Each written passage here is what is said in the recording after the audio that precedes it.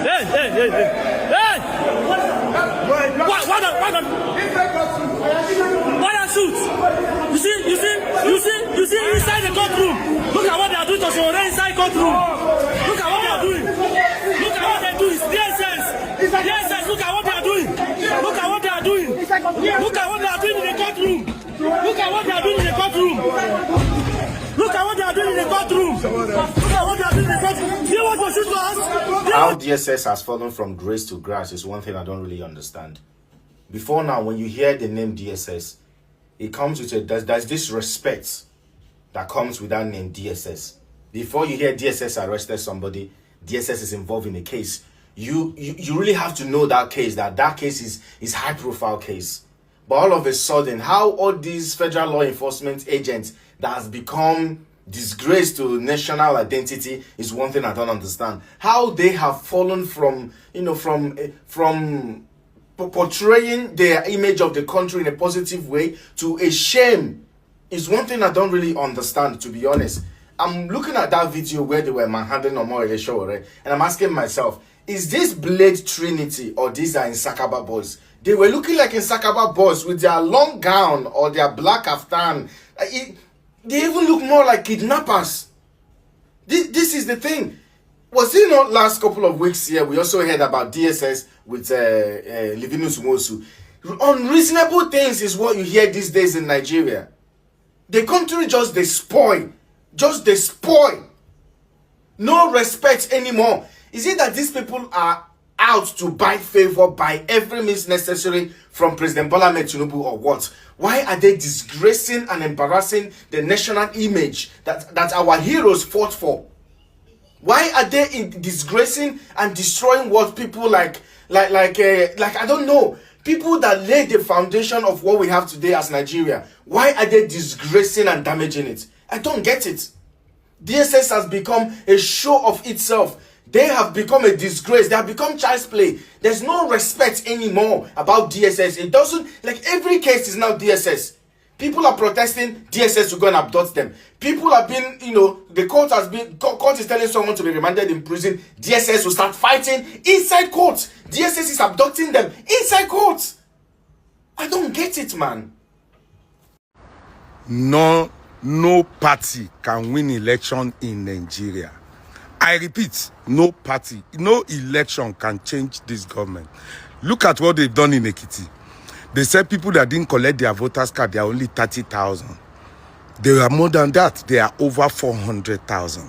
What they did, they now gave the cards to APC. You know, the same way Lere Wike's essay enter INEC server, brought out EK's details.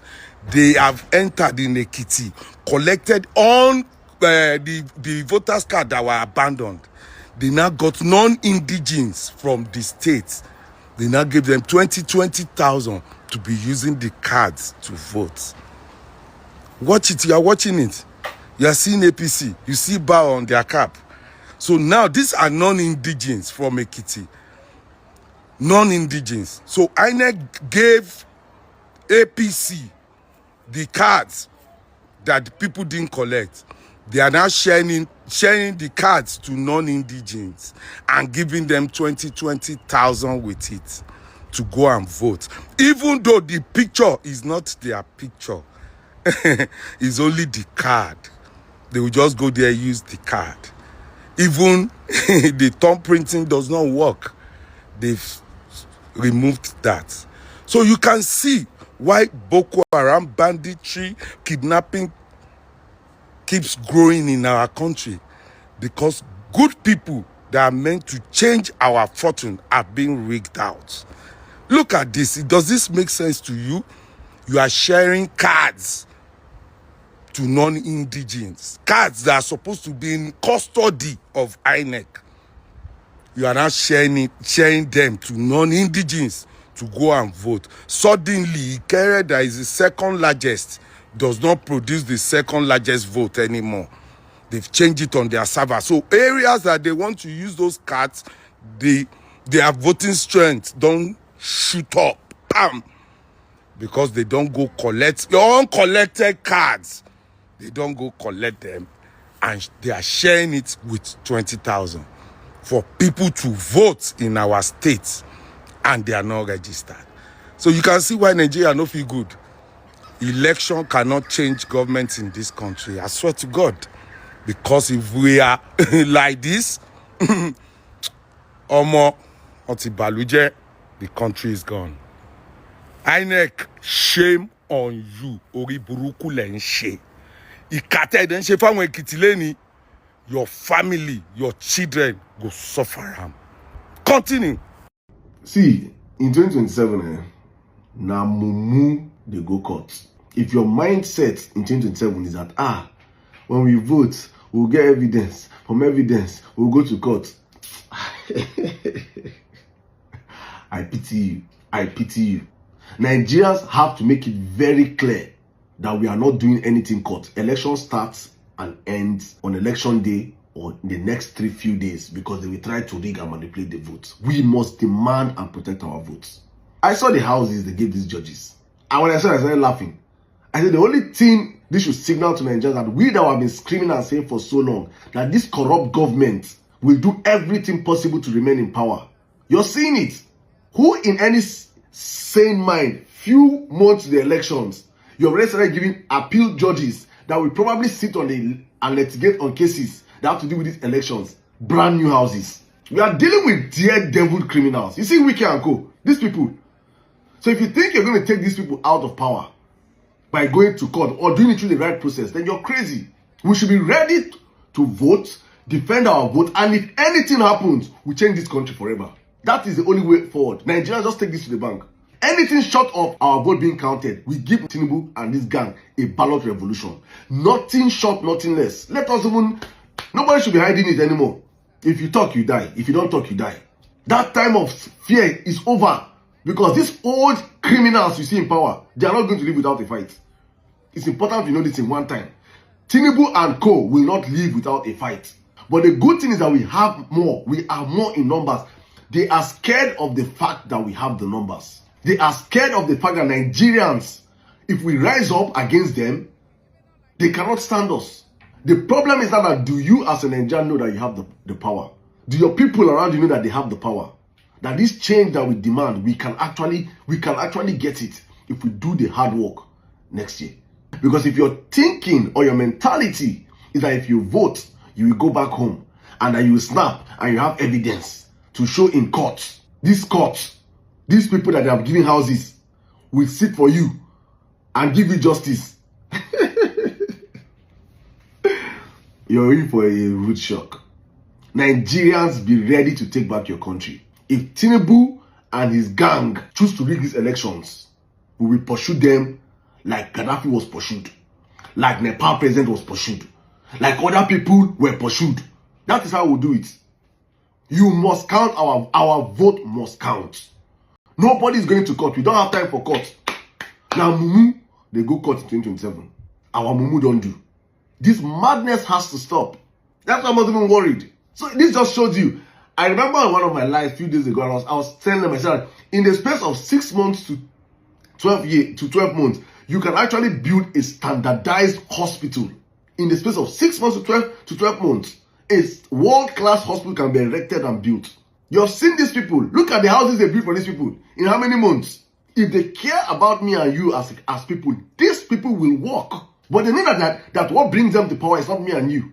It's not our votes. What brings them to power is the protection of the criminal cabals that have kept them there. The judiciary, the legislators, the security forces. These are the people that keep them in power. So they will always work for those people and for that system to maintain status quo. Banking on me and you, deficiency of knowledge, that we don't know our rights, or even though we know our rights, we are divided along tribal and ethnic lines and along religious lines, that we are not ready to come together and fight. That is what they are banking on. But sensible Nigerians have to wake up to understand that to fix our country, to get back our country, this system has to go down. These criminals have to leave. And the fastest and the safest route for us is through the ballots. And when we come out to vote and our votes are rejected one way or the other, or our votes are rigged, we now have to revolt and change the system. There is no two ways about this. Look at what they're trying to pass. A single term of 6 years. So after Tinubu enter power, they will now pass it. Then he will now do 6 years. All of a sudden, these criminals will have spent 10 years. Then now imagine 2 years to the end of that 6 years. They will now change the constitution again and say, let it now be a 2 term of 6 years. This criminal and criminals will now spend extra 6. This is how these people operate. We are dealing with a cartel, a criminal organization. There is no point hiding or mixing words with these people. When we're saying that this man is vying for life presidency, people thought we were joking. Look at they are showing you people the patterns and you still don't want to believe it. You think it's propaganda. Nigerians, our last shot of saving or salvaging our country is in 2027. Our last shot. We will never have a chance of redemption anymore. If we allow these people beyond 2027, kiss your nation goodbye.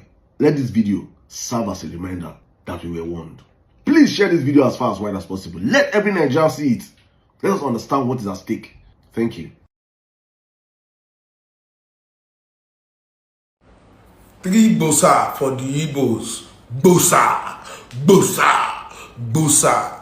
Igbo man no dey sell their votes. They can do deal, they can do business. But Igbo man to sell his vote for 15K to Fiapa, you can never see them sell their votes. This vote selling is majorly in southwest Nigeria. That is why Tinubu lost in Lagos, because majority of the Igbos in Lagos, they rather die than to sell their votes. They call my state fountain of knowledge. My state, Ekiti, is now fountain of poverty. If you look at the people that have been dropping accounts for bandits on social media, dropping their accounts for kidnappers, for giveaway, you will see that they are Ekiti people. They are Yorubas. They are Yorubas. Atenuje one biliki one beer. They cannot stand to fight for their rights. They rather sell their rights. You know they see Igbos, even Hausa people, they know they sell their votes. They rather listen to their leader at the top and go where their leader wants them to go. So all this vote buying is from southwestern Nigeria. And our leaders have put them under multi-dimensional poverty system. So their life is scattered. It's only in Yoruba land that you will see a governor throwing bread on the road and people are rushing it. That is the Yoruba parts. The Yorubas are seriously damaged. Igbos, Igbo Kwenu. When I come back to this world, that Igbo I won't be. People that have integrity, people that have brain. How can they call my state fountain of knowledge? And they've turned the state to fountain of poverty. And people are still going with the poverty level. You are selling your vote as less as 5,000, 15,000 naira. How did we get here? Yorubas, you no get shame. Even when city boys went to Imo State to go and do their abracadabra, the Igbo boys enter, pack all their nonsense. Say, don't do that nonsense on our land. We don't take rubbish. Now, only Yoruba people, they will treat like shit. And you go, they still they do like you are monkeys in Ekiti. All you that sold your vote, you are monkeys even better than you. If they throw the bread to dog, the dog said we smell whether there is meat inside before the dog pick it. You are not smelling whether there is akara. You are just picking the bread. Shame on you, Sheloma.